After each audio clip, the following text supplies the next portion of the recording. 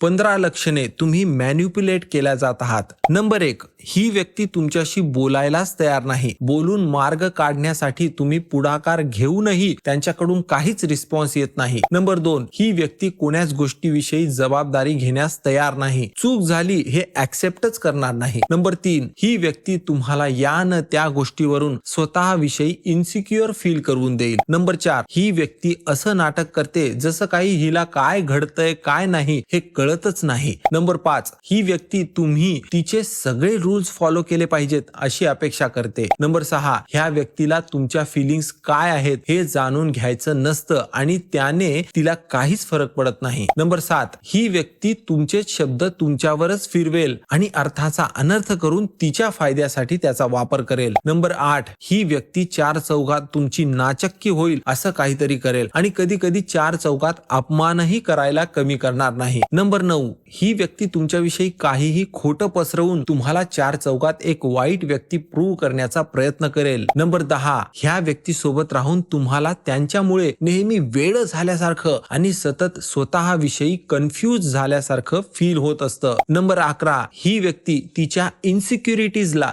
तुमच्यातील दोष म्हणून दाखवेल. नंबर 12, जेव्हा तुम्ही तिच्या मनासारखं वागत नाही तेव्हा ती व्यक्ती लगेच तुमच्याविषयी अगदी परक्यासारखं वागायला लागेल जसं काही तुमचा आणि तिचा काहीच संबंध नाही. नंबर 13, तुम्ही या व्यक्तीच्या म्हणण्याप्रमाणे वागावं यासाठी तुमच्या मनात भीती भरवायचा प्रयत्न करेल. नंबर 14, ही व्यक्ती तुमच्या भूतकाळातल्या चुका काढून परत परत दाखवेल जेणेकरून तिने केलेल्या चुकांना तिला सामोरे जावं लागू नये. नंबर 15, ही व्यक्ती मन दुखावेल असं काही बोलते आणि नंतर ते एक मजाक होतं, एक जोक होतं असं म्हणून हसण्यावारी नेण्याचा प्रयत्न करते.